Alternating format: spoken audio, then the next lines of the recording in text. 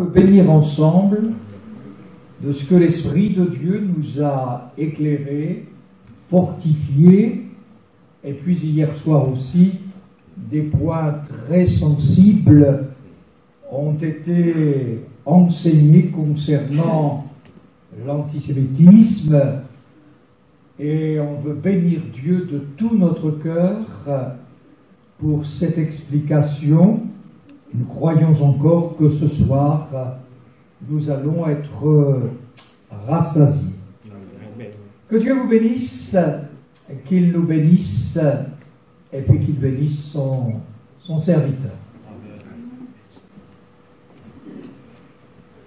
Que le nom du Seigneur soit béni. Amen.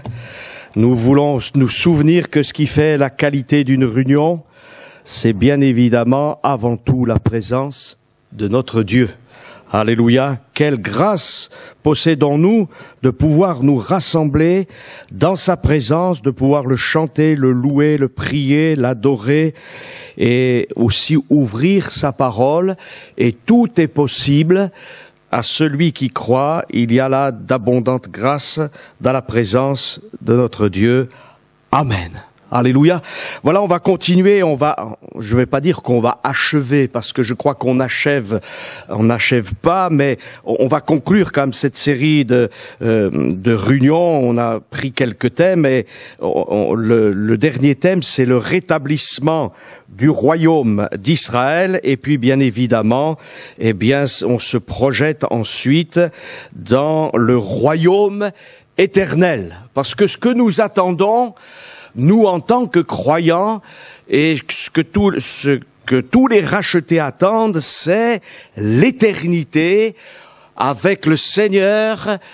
Lorsque tout sera transformé, il y aura une nouvelle terre, il y aura des nouveaux cieux, tous les rachetés auront des nouveaux noms, tout sera nouveau, et nous chanterons un cantique nouveau. Tout sera nouveau. Alléluia.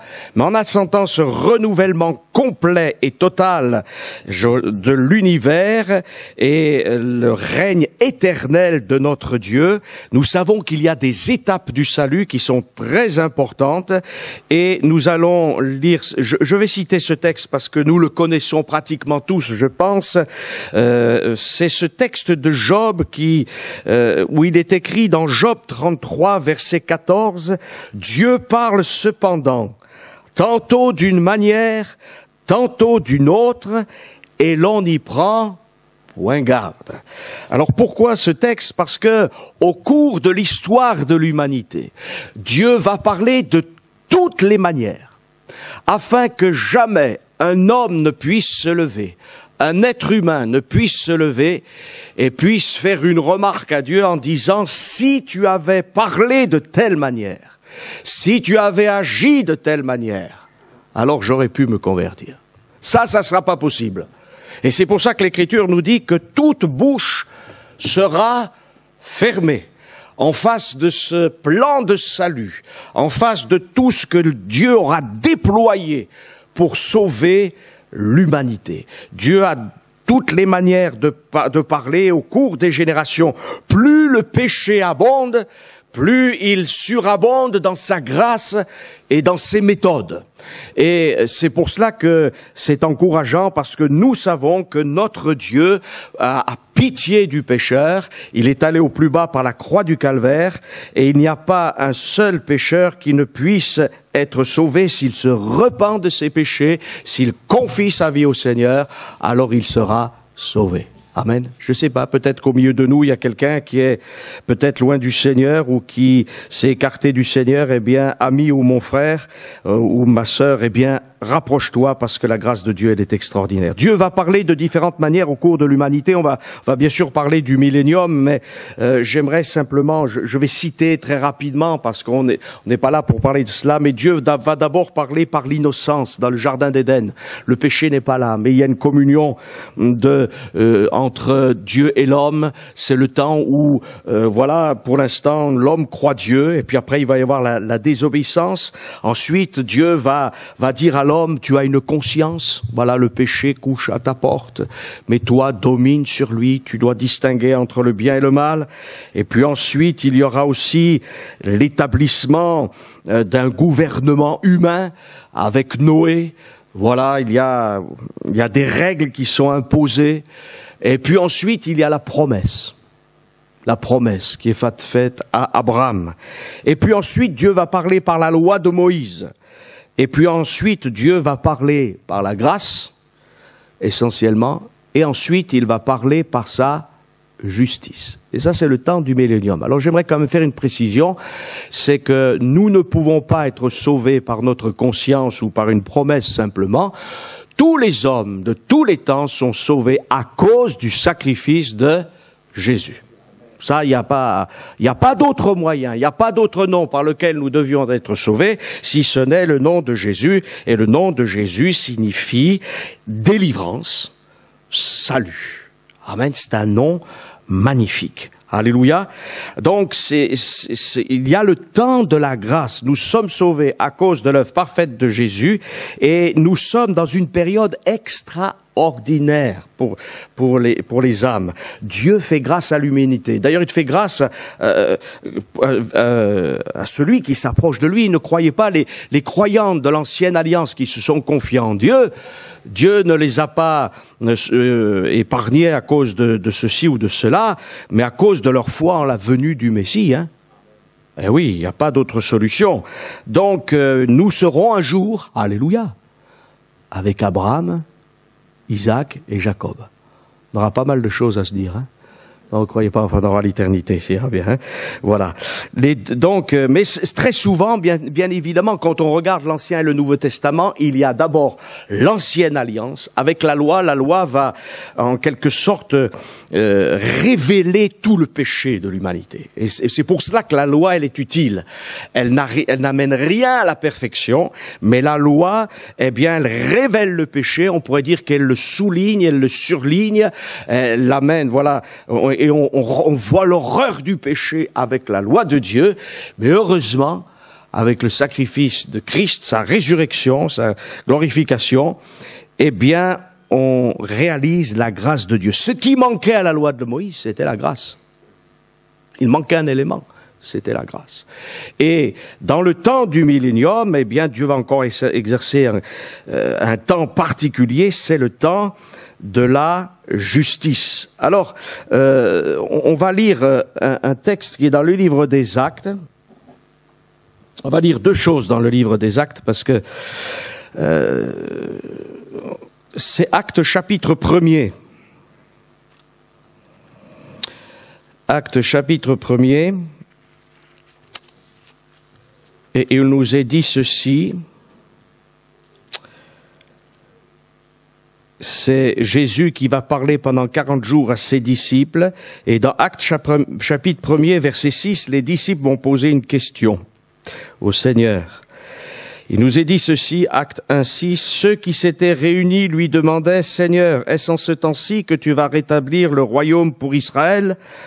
Il leur répondit, il ne vous appartient pas de connaître les temps ou les moments que le Père a fixés de sa propre autorité, mais vous recevrez de la puissance quand l'Esprit Saint viendra sur vous, et vous serez mes témoins à Jérusalem, dans toute la Judée et en Samarie, et jusqu'aux extrémités de la terre. Après avoir dit cela, pendant qu'ils regardaient, il fut élevé et une nuée le déroba à leurs yeux, et comme ils fixaient le ciel pendant qu'ils s'en allaient, deux hommes en habits blancs se présentèrent à eux et dirent, hommes de Galilée, pourquoi restez-vous à scruter le ciel? Ce Jésus qui a été enlevé au ciel du milieu de vous viendra de la même manière que vous l'avez vu aller au ciel. Amen. Alors, ce qu'il faut savoir, c'est que là, l'ange s'adresse à des Israélites et ce retour dont il est question au même endroit, ce n'est pas l'enlèvement de l'Église. C'est le retour de Jésus pour délivrer Israël et établir son royaume de 1000 ans.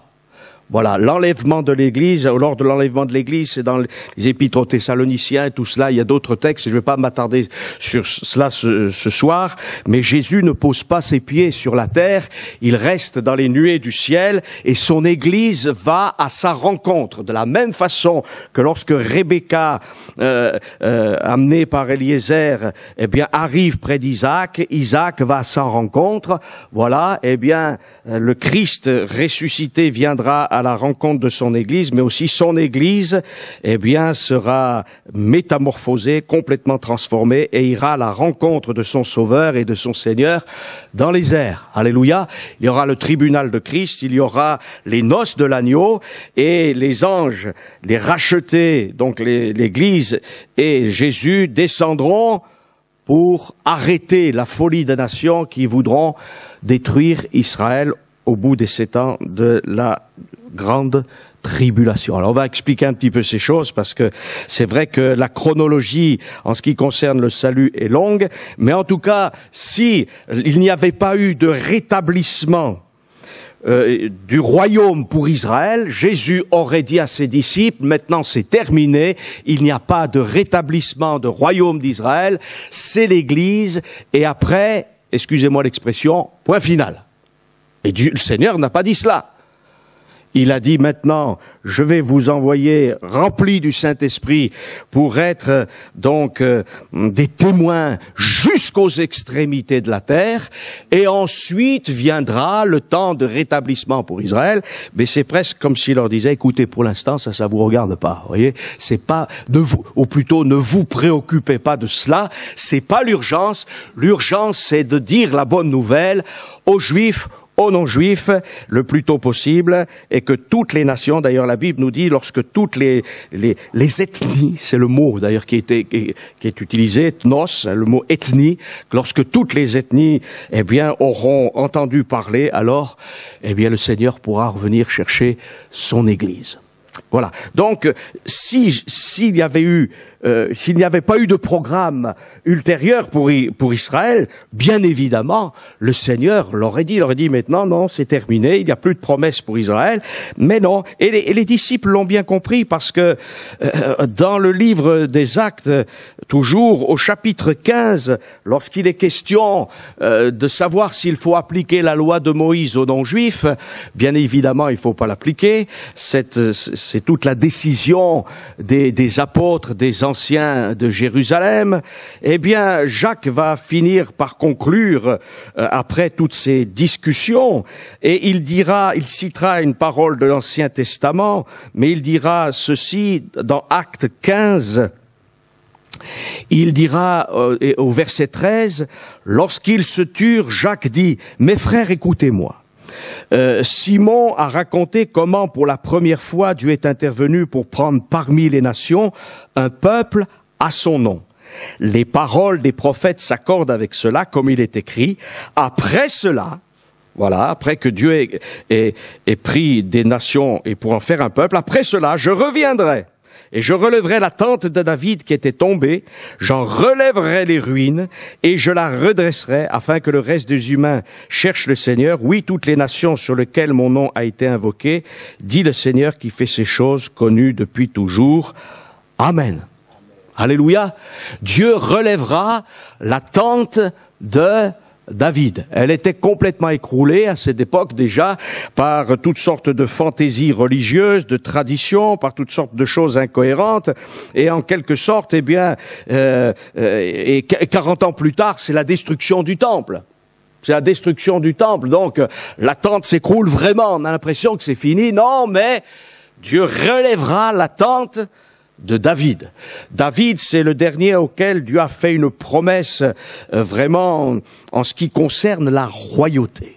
Voilà, Abraham, Dieu dira à Abraham, toutes les familles de la terre seront bénies en toi et en ta postérité. Mais à David, il lui est dit, c'est un de tes descendants qui régnera sur ton trône. Amen. Eh oui. Alors où est-ce que le Seigneur règne aujourd'hui? Il règne sur le trône de la grâce. Amen. Et puis j'espère qu'il règne dans nos cœurs. Voilà, il doit régner dans nos cœurs. Mais il ne règne pas sur le trône de David. pour l'instant, même s'il lui appartient le trône de David. Pourquoi? Parce qu'il n'est pas sur la terre, parce qu'il n'est pas, on ne peut pas le voir, mais l'Écriture nous dit qu'il va régner. Alors, bien sûr, on se dit, mais est-ce que vraiment on a besoin d'un règne visible de Jésus-Christ, glorieux, puissant? Eh bien oui, on en a besoin. On en a besoin parce que Dieu, dans sa sagesse, va travailler par la conscience, par la promesse, par la loi, par la grâce, mais aussi il pourra dire aux hommes, voilà, je vais régner comme vous auriez dû régner. Je vais être le modèle du roi, du chef d'État, du président, et je vais régner avec deux peuples, un peuple céleste qui s'appelle l'Église, qui est un peuple de prêtres, et je vais régner avec un peuple qui va être transformé, ce peuple d'Israël, avec un peuple terrestre, et je vais exercer ma justice, et je vais transformer l'humanité. Et pour un temps, eh bien, les choses vont changer. Et c'est ainsi que Dieu va exercer un règne de justice. On l'appellera admirable, conseiller, Dieu puissant, Père éternel, prince de la paix, etc. Et c'est important de croire que Dieu est Dieu dans les cieux, mais aussi sur la terre. Tout appartient à Dieu. Le diable pourrait dire, mais tu as régné dans les cieux, tu as régné dans les cœurs, mais tu n'as pas vraiment régné sur la terre. Non, non, il régnera partout, parce qu'il est le propriétaire de tout, il est créateur de tout, et il a un règne universel et un règne éternel.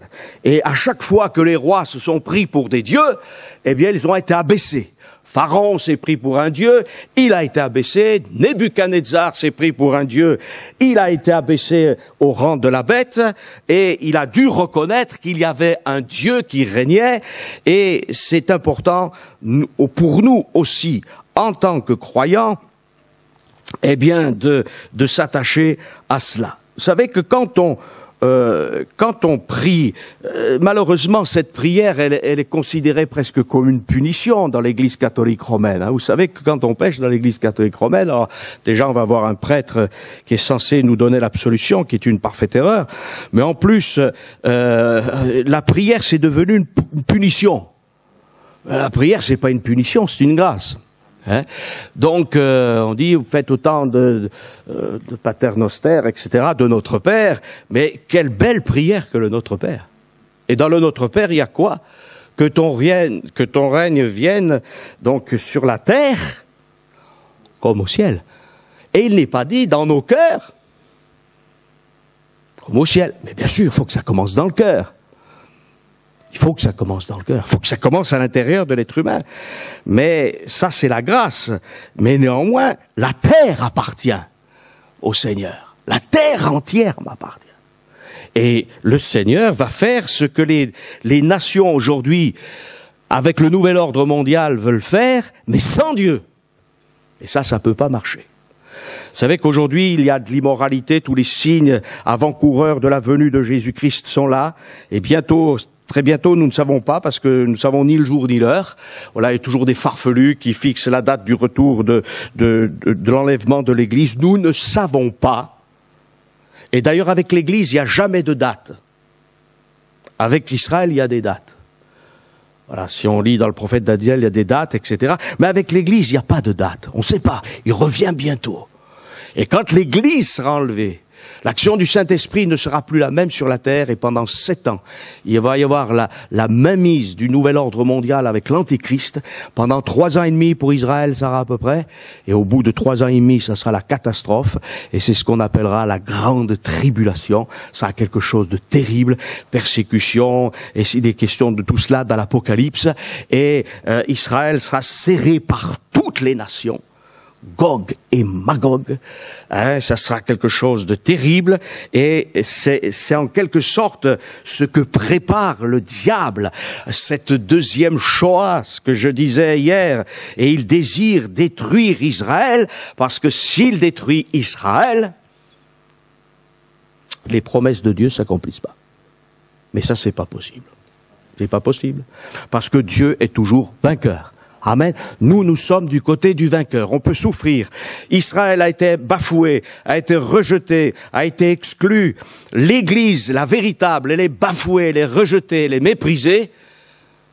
Mais à tous ceux qui l'ont reçu dans leur cœur, il a donné le pouvoir de devenir enfants de Dieu, cette parole magnifique. Alors nous nous réjouissons. Amen. Nul ne pourra nous retirer notre salut, et c'est ainsi que après l'enlèvement de l'Église, il y a ces 7 ans catastrophiques, et puis Israël va pratiquement être prêt à disparaître, mais la Bible nous dit que il y aura vraiment plus qu'un reste, et là ils crieront au Seigneur parce qu'ils savent que maintenant ils sont perdus et qu'ils sont prêts de disparaître, et le Seigneur apparaîtra et ils reconnaîtront celui qu'ils ont percé. Amen. Et puis viendra le temps du millénium. Alléluia.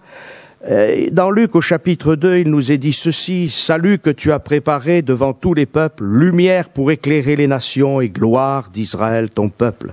Son père et sa mère étaient dans l'admiration des choses qu'on disait de lui. Voilà, donc c'est tous ces textes qui sont très important. On va lire bien sûr dans le livre de l'Apocalypse parce qu'il est question du millénium, et on va lire au chapitre 20. On va lire au chapitre 20.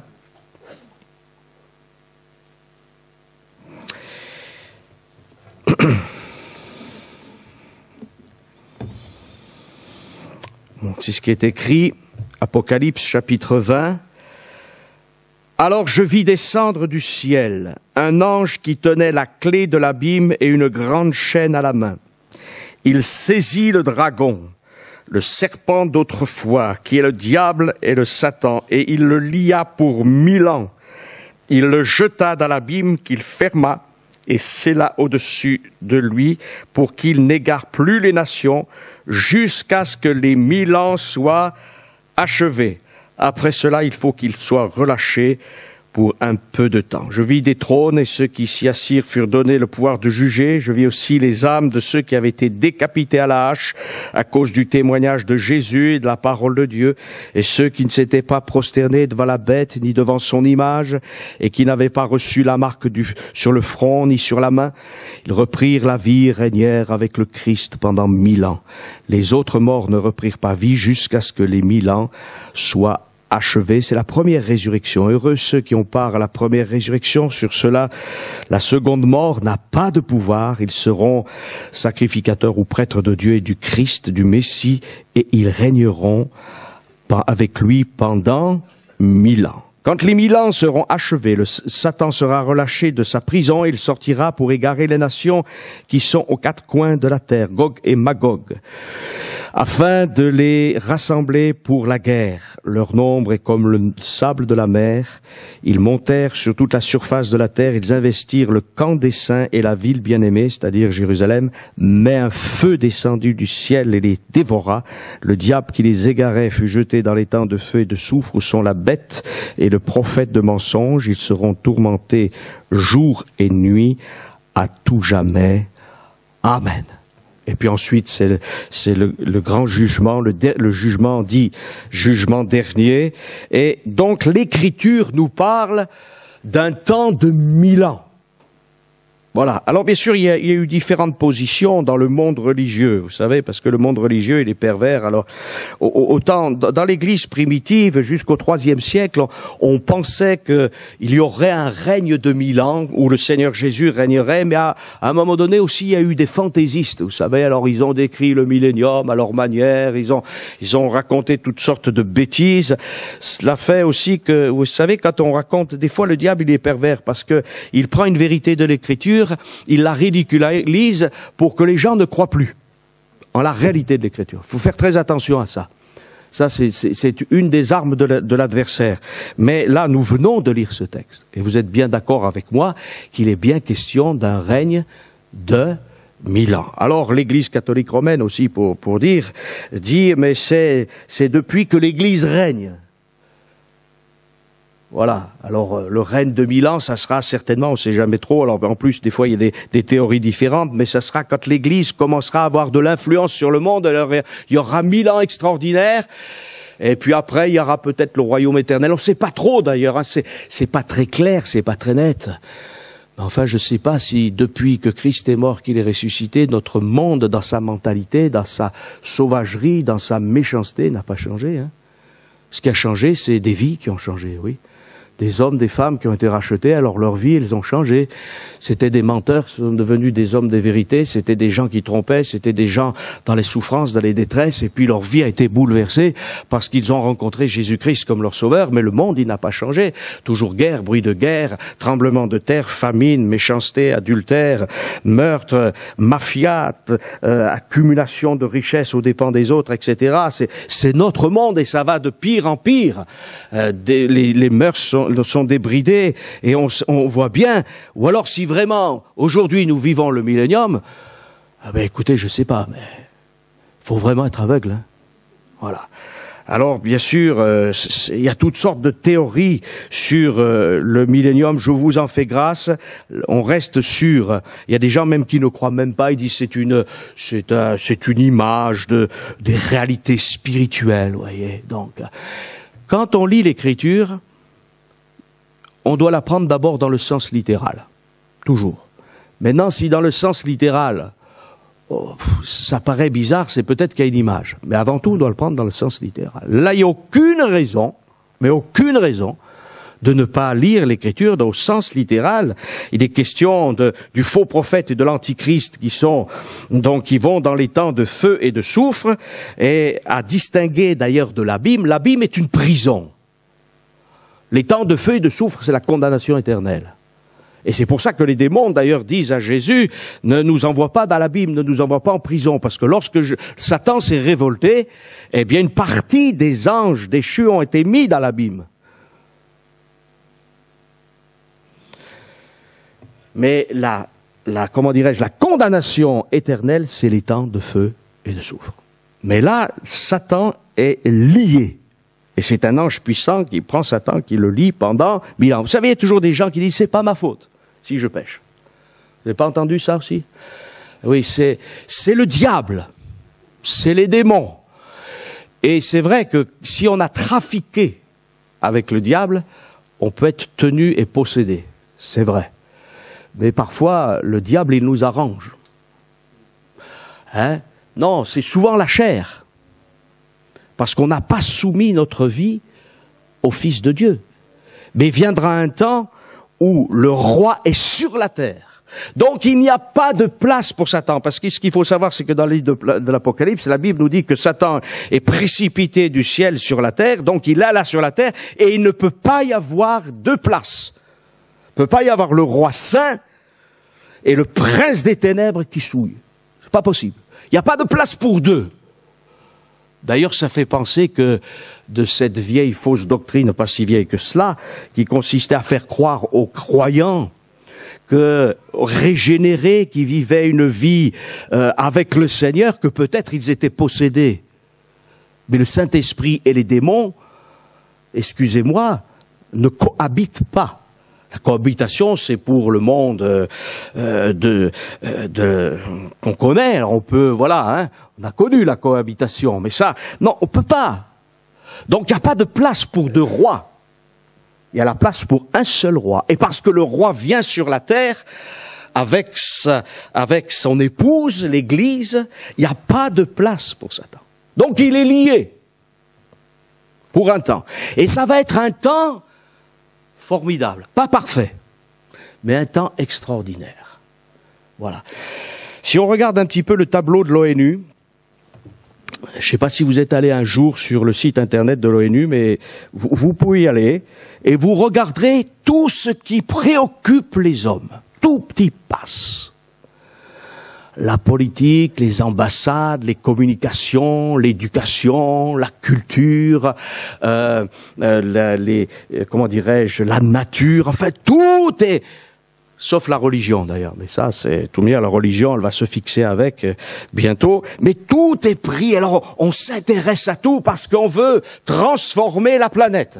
C'est pas vrai? Le problème c'est en Dieu.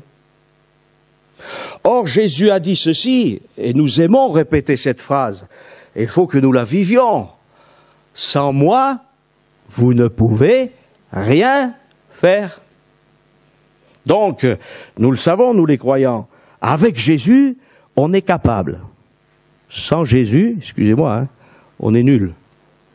Pour ça que même il y a certaines doctrines qui passent dans le monde évangélique, tu as du potentiel, tu as ceci.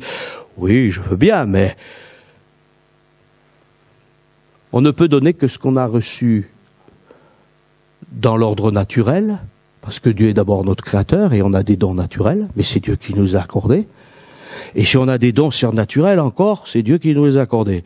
Alors on peut surtout pas faire les fiers, mais on peut surtout être rempli de joie qu'un tel Dieu nous ait confié des biens aussi précieux. Et ça nous amène à l'humilité et on se réjouit en Dieu, parce qu'on aime le Seigneur. Alléluia, il est notre Seigneur, il est notre Maître. Alors on a les regards fixés sur lui et de lui, tout est possible. Nous, on a beaucoup de difficultés à comprendre comment il faut transformer la terre. Donc vous n'avez pas remarqué que les disciples, ils sont exceptionnels parfois. Hein. C'est eux qui conseillent Jésus. Voilà. Seigneur, tu sais, tu devrais faire ceci, hein. Voilà. Ne voudrais-tu pas, Seigneur, alors ça c'était quand même le summum, que nous fassions tomber le feu du ciel sur les Samaritains. Ça c'était, voilà. Mais c'est pas comme cela que le Seigneur agit. Il a un autre plan. Et très souvent, le plan, il nous déroute. Il est à l'opposé de ce que nous imaginons et pensons. Et d'ailleurs, c'est pour ça que Jésus dit à Nicodème, l'Esprit souffle où il veut. Mais tu sais même pas ni d'où il vient, ni où il va, hein. Et c'est très bien que ce soit comme ça. Parce que quelque part, ça nous déstabilise de notre aplomb et ça nous fait dépendre du Seigneur. Amen. Et on est certain que de toute manière, il fera de belles choses. Alors, Dieu a promis à Abraham, je ferai de toi une grande nation. Or, Israël n'a jamais été une véritable grande nation. Elle n'a jamais eu le territoire promis d'une manière complète. Même du temps, et on va le voir, de Salomon. Dieu va refaire une promesse à Josué. Et surtout, il va refaire une promesse à David. Voilà. Le prophète dira à David, dans 2 Samuel 7:8, « Maintenant tu diras à mon serviteur David, ainsi parle l'Éternel des armées, je t'ai pris au pâturage derrière les brebis, pour que tu sois le chef de mon peuple sur Israël. J'ai été avec toi partout où tu as marché, j'ai exterminé tous tes ennemis devant toi, et j'ai rendu ton nom grand comme le nom des grands sur la terre. J'ai donné une demeure à mon peuple, à Israël, et je l'ai planté pour qu'il soit fixé et ne soit plus agité, pour que les méchants ne l'oppriment plus comme auparavant.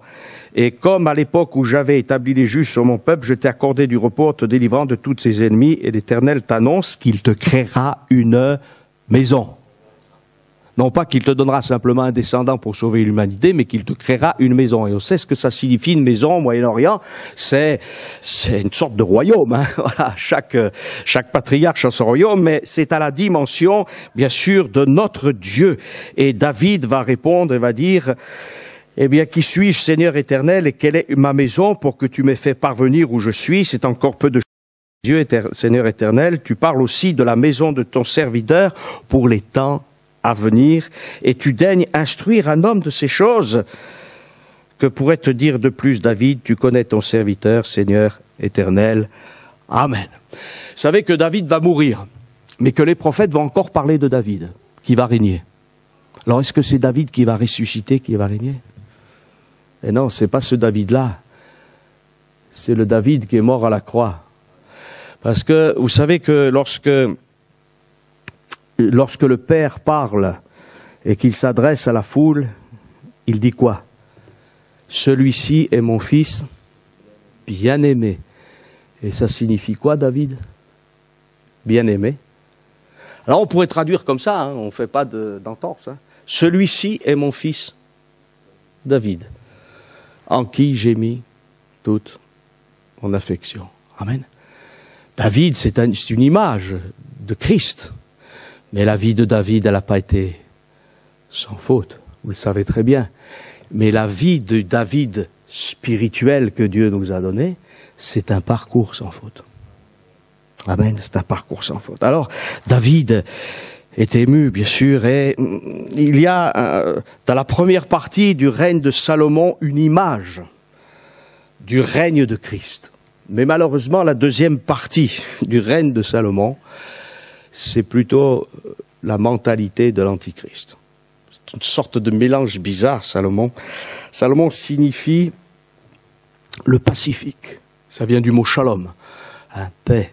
Et Jésus viendra pour établir un règne de paix de 1000 ans. Vous savez qu'Hitler a dit, et tous les grands, les fous. D'ailleurs, il y a eu des grands conquérants qui ont essayé de régner sur le monde entier, sur toutes les nations. Ça a été bien sûr les pharaons, ça a été les Babyloniens, Nebuchadnezzar, ça a été les Mèdes et les Perses, et puis un certain Alexandre le Grand qui en quelques années a bouleversé le monde entier. Il y a les Huns aussi qui ont traversé, enfin toutes les peuplades d'Extrême-Orient, etc., qui ont eu des territoires exceptionnels. Voilà. Et le rêve de l'homme, c'est de régner sur le monde entier.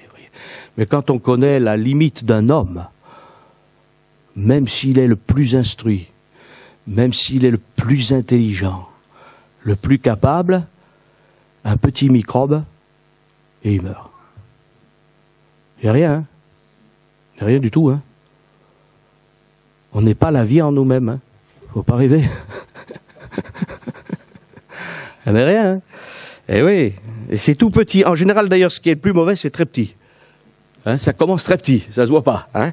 Et ça gangrène, c'est terrible. Bon, c'est affreux. Mais notre Dieu, il est parfait. Voilà. Alors, il va établir un règne parfait. Vous savez que la reine de Séba, en arrivant à Jérusalem, est époustouflée. Elle n'en croit pas ses yeux, parce qu'on lui avait raconté ce qu'était le règne de Salomon. Du temps du roi Salomon, ne s'inquiète pas de l'argent, la vaisselle est d'or. Voilà, enfin bref, il y a tout un descriptif, et la reine de Séba dira dans 1 Roi 17, « Je ne le croyais pas avant d'être venu, d'avoir vu de mes yeux, et voici, on ne m'a pas dit la moitié. Tu as plus de sagesse et de prospérité que la renommée ne me l'a fait connaître. » Et elle dit quelque chose de très beau. « Heureux tes gens, heureux tes serviteurs qui sont continuellement devant toi, qui entendent ta sagesse. » Voilà, mais nous on a plus que Salomon. Jésus l'a dit lui-même. Il y a ici plus que Salomon. Alléluia. Alors on n'a peut-être pas des vêtements exceptionnels. Si, on a un vêtement exceptionnel. On l'a pas acheté au magasin du coin. Hein, mais c'est le Seigneur qui nous l'a donné. Vous avez vu un roi qui fait des noces? Enfin, quelqu'un qui fait des noces. Moi, j'ai marié 2 de mes enfants. Hein. Alors, j'ai invité des gens, des amis, la famille. Mais j'ai pas donné un costume à tout le monde ou une robe à tout le monde. Hein. Ça, c'est pas possible. C'était au-delà de mes moyens. Ça se fait pas, d'ailleurs. Hein. Donc, mais le roi, lui, oui. Il nous a donné ce vêtement de justice. Alléluia, il nous a justifiés. Justement, il vient pour exercer sa justice. Nous savons que dans notre monde, c'est l'injustice. Et le millénium sera caractérisé par la justice de Christ. Alléluia, il régnera avec justice. Et ça, c'est très, très important. Alors, nul ne pourra dire, voilà, on était dans un monde injuste. Non, il viendra pour exercer la justice et pour transformer le corps social, et il régnera vraiment, et toutes les promesses faites à Abraham, toutes les promesses des prophètes, en ce qui concerne Israël, se réaliseront au millénium. Pourquoi? Parce qu'aucune chose, ça je crois qu'il faut bien qu'on l'assimile pour nous, c'est que rien ne peut arriver à son achèvement, à sa perfection, sans que Christ en soit la cause, en quelque sorte, en soit il agit. Voilà, il a été envoyé par le Père, et sans lui, rien ne se réalise. Dieu est le commencement et la fin, mais Jésus aussi le commencement et la fin. Donc il a commencé l'œuvre du salut, et il va l'achever. S'il y a quelque chose qui frappe l'humanité, c'est l'injustice. Et ce temps va être particulier. Alors, toutes sortes de textes qui sont notamment dans l'Ancien Testament, où il est question de choses glorieuses. Hein, alors, on va peut-être pas toutes les citer, mais on va en citer quelques-unes quand même. D'abord, ce sera justement, je l'ai dit, un temps de justice exceptionnelle. Voilà, et nous le savons. Hein, donc, le Seigneur, David dira dans le psaume 23, « Il restaure mon âme, il me conduit dans les sentiers de la justice. » Et Zacharie, donc, qui prophétise dans Luc 1, 60, 14 dira, afin de nous permettre, après que nous serions délivrés de la main de nos ennemis, de le servir sans crainte, en marchant devant lui dans la sainteté et dans la justice tous les jours de notre vie. Amen. Alléluia. Et bien évidemment, nous avons déjà un héritage de justice. Mais la Bible nous dit aussi que, ça c'est dans Michée, au chapitre, on va lire ce texte, on va le lire dans Michée si vous voulez, parce que c'est trop beau. Trop beau, on est obligé de le lire. Hein? Voilà, c'est trop beau. Michée chapitre 4 et verset 1er. Ça c'est vraiment un texte prophétique sur le millénium.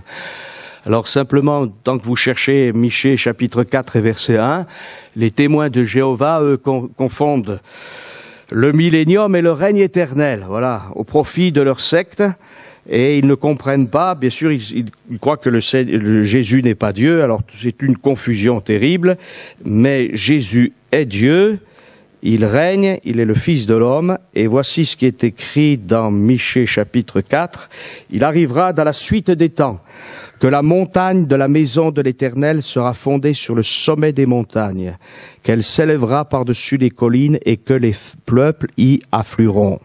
Des nations s'y rendront en foule et diront, venez et montons à la montagne de l'Éternel, à la maison du Dieu de Jacob, afin qu'il nous enseigne ses voies et que nous marchions dans ses sentiers, car de Sion sortira la loi, et de Jérusalem la parole de l'Éternel.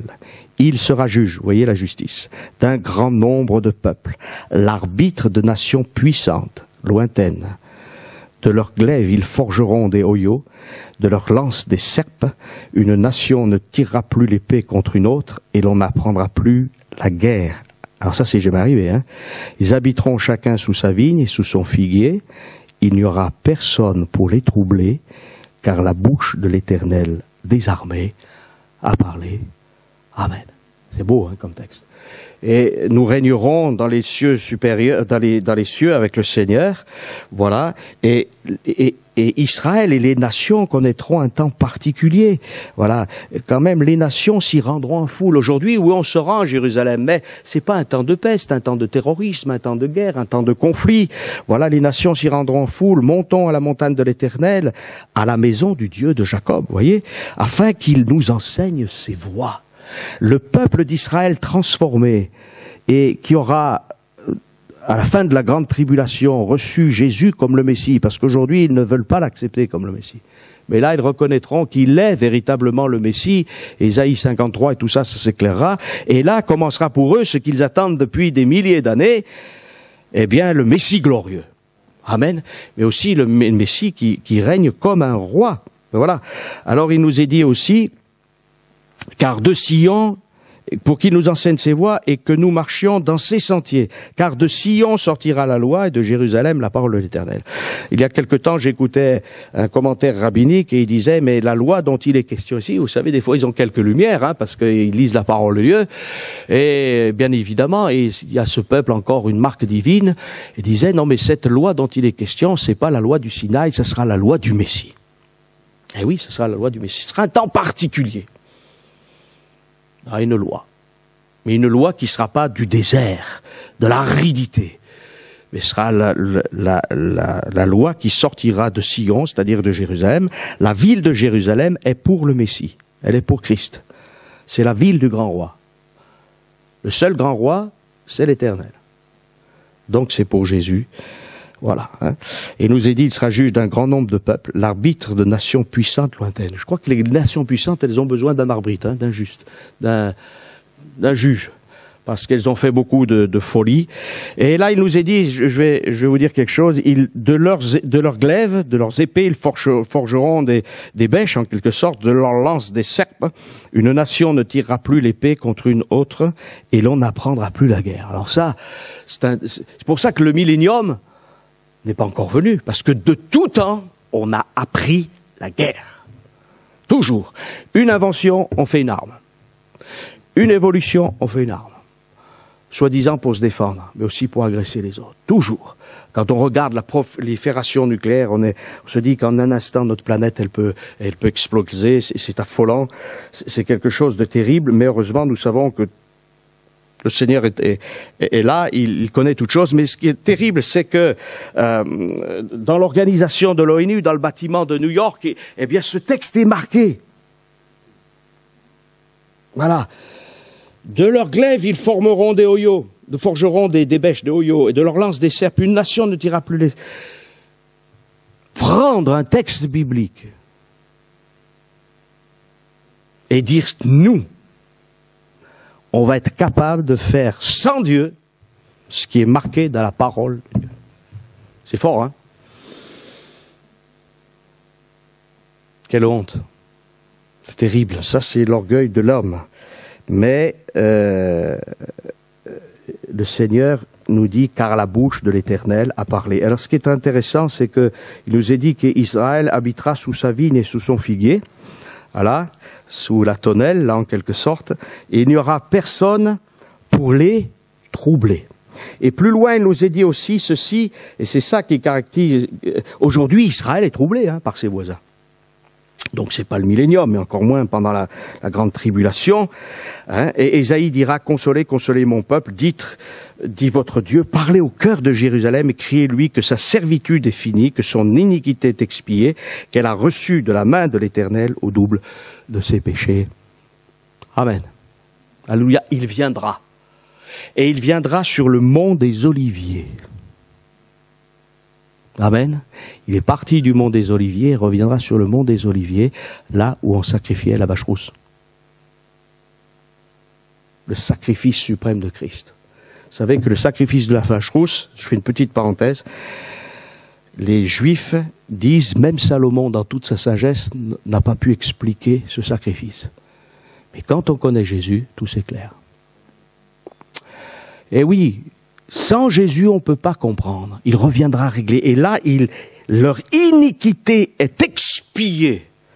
Elle a reçu de la main éternelle au double de ses péchés. Mais dans Amos, il est dit ceci, voilà, je ramènerai les captifs de mon peuple d'Israël, ils rebâtiront les villes dévastées, les habiteront. Ça se met en place déjà. Ils planteront des vignes, ils en boiront le vin. Ils établiront des jardins, en mangeront les fruits. Je les planterai dans leur pays et ils ne seront plus arrachés du pays que je leur ai donné, dit l'Éternel, ton Dieu. Amen. Et puis il y aura une Pentecôte aussi, parce que la Pentecôte, c'est la Pentecôte de l'Église, mais il y aura aussi quelque chose pour Israël. Alléluia. Vous savez que Moïse a dit à Josué, es-tu jaloux de moi, pour moi? Puisse tout le peuple de l'Éternel être composé de prophètes. Alléluia. Zacharie 8, ainsi parle l'Éternel des armées. En ce jour-là, 10 hommes de toutes les langues des nations saisiront un juif par le pan de son vêtement et diront, nous irons avec vous, car nous savons que Dieu est avec vous. Pour l'instant, Dieu n'est pas contre eux, mais ils sont pas avec Dieu, et Dieu n'est pas avec eux vraiment.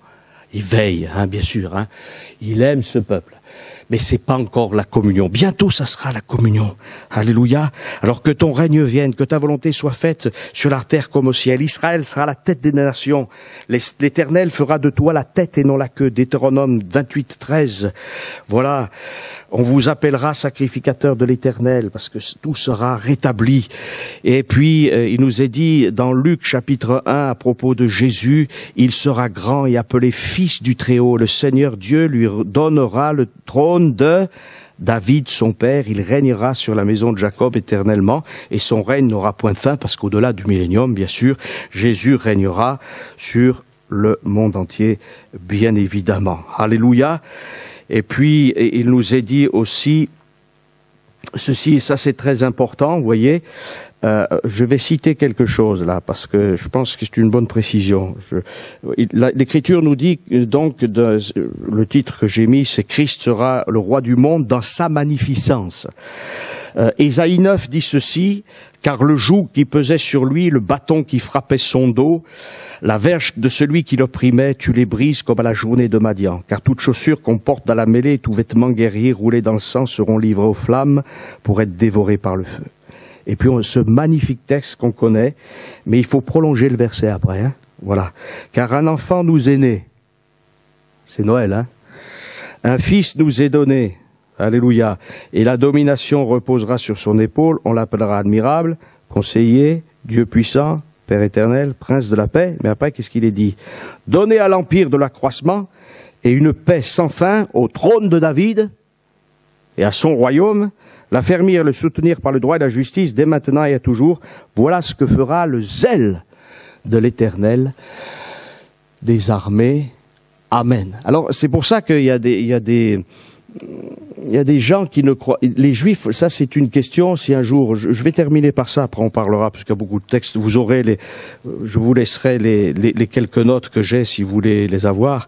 On parlera du règne éternel, mais très souvent, ce qui est important, c'est aussi de témoigner à nos amis israélites, à nos amis juifs. Hein. Et... quand on discute parfois avec un Israélite, un Juif, ils nous disent « Mais vous les croyants, vous croyez qu'un règne intérieur. Voilà. Vous ne croyez pas aussi à un règne extérieur et visible. » Alors vous pourrez leur répondre « Si, nous les véritables croyants, nous croyons en un règne invisible pour ce temps, mais bientôt il y aura un règne visible. » Amen. Parce que quand même, un jour, c'est un rabbin qui parlait avec un prêtre, et le prêtre lui dira, voilà, ils étaient sur ce texte, vous voyez. Alors, bien sûr, un enfant nous est né, jusqu'à la fin du verset 5, on peut encore considérer que c'est intérieur, mais après, donner à l'empire de l'accroissement et une paix sans fin au trône de David et à son royaume. C'est visible, c'est extérieur. Il y a des centaines de textes, hein, je ne peux pas tous les citer. Voilà. Et voilà ce que fera le zèle de l'Éternel des armées. Le trône de David, c'est pas le trône de la grâce. Et le trône du jugement, c'est un autre trône. Parce que le trône de la grâce, il est dans les cieux, dans le sanctuaire divin. Et c'est ce trône, on peut s'en approcher, il est merveilleux ce trône. Hein. D'ailleurs, l'Écriture nous invite à nous en approcher, heureusement qu'on l'a, hein, parce que c'est notre secours, c'est notre rempart. C'est extraordinaire, mais de ce trône de grâce, Jésus descendra pour régner sur le trône de David. Vous savez que Salomon avait un trône magnifique, en ivoire, avec des têtes de lion, etc. Bon, ça c'est une chose, mais nous savons que l'agneau de Dieu fera place au lion de la tribu de Juda. D'ailleurs, dans l'ouverture des sceaux, il est dit cela, hein, dans l'Apocalypse, le lion. Même si l'agneau est plus cité dans l'Apocalypse que dans aucun autre texte des Écritures. Mais le lion, il est là, il règne. C'est le roi des animaux. Voilà. C'est quelque chose de très important. Alors, voilà, un rameau sortira du tronc d'Ésaïe et un rejeton sortira de ses racines. Et puis, il nous est dit, il jugera les pauvres avec équité. Et puis, la justice sera la ceinture de ses flancs. Le loup habitera avec l'agneau. Il y aura un renouvellement complet dans tous les domaines. Il y aura comme un monde purifié. Mais à la fin, qu'est-ce qui va se passer? Le diable, il est délié. Et là, tous les croyants nous disent très souvent, mais pourquoi? Pourquoi? Pour proposer de choisir. Vous avez eu un règne pendant 1000 ans. Pas parfait, la Bible nous dit que le pécheur âgé de 100 ans mourra jeune, donc vous voyez, la prolongation de la vie. Et le diable sera délié, et la Bible nous dit, on l'a lu tout à l'heure, hein, il reviendra pour séduire toutes les nations, pour à nouveau détruire le royaume du fils de David. Mais là, c'est instantané. Le feu du ciel descend, et c'est terminé. Là, il n'y a plus de patience avec Dieu. C'est la limite extrême de la patience de Dieu, c'est fini. Dieu a patienté, Dieu a parlé tantôt d'une manière, tantôt d'une autre. Il a parlé par tous les moyens, il s'est adressé à tous les hommes, toutes les femmes, tous les jeunes, les moins jeunes, à ceux qui sont dans toutes sortes de conditions. Il les a aimés et il a mis le comble à son amour pour eux. Et le diable qui les séduisait fut jeté dans les temps de feu et de soufre, nous dit l'Écriture, où sont la bête et les faux prophètes. Ils seront tourmentés et jour et nuit au siècle des siècles. Et nous disons bien évidemment Amen. Toutes les alliances et promesses de Dieu trouvent une finalité terrestre dans ce royaume futur, au sens littéral et matériel du terme. Voilà, on ne peut pas nier la réalité du millénium. Alors simplement, nous devons être sages, bien évidemment. Nous, en tant que croyants, nous n'attendons pas le millénium, nous le vivrons avec Christ. Voilà, mais nous attendons l'enlèvement de l'Église. Hein. Ça, c'est le grand événement. Ne déraillons pas, soyons réalistes. Mais en tout cas, Voilà, notre Dieu est vainqueur. Et je termine par ces deux textes, parce qu'ensuite c'est quand même le royaume éternel. Et Paul, dans la première épître aux Corinthiens, chapitre 15 et au verset 24, dira ceci: « Ensuite viendra la fin, quand il remettra le royaume à celui qui est Dieu et Père, après avoir détruit toute domination, toute autorité et toute puissance. » Et 2 Pierre 3, et je termine vraiment, 2 Pierre 3, 13 nous dit: « Nous attendons selon sa promesse de nouveaux cieux et une nouvelle terre où la justice habitera. » Amen. Alléluia. Seigneur, c'est notre espérance. Tu es notre Dieu. Et Seigneur, il y a une espérance glorieuse, c'est d'être avec toi pour l'éternité. Et nous voulons déjà réaliser que bientôt nous serons transformés, changés à ton image, et nous régnerons avec toi. Il y aura des milliers, des milliers, des milliers d'hommes et de femmes rachetés pour l'éternité. Nous célébrerons la gloire de ta grâce. Oh, nous aurons cet immense privilège, et encore tu veux sauver.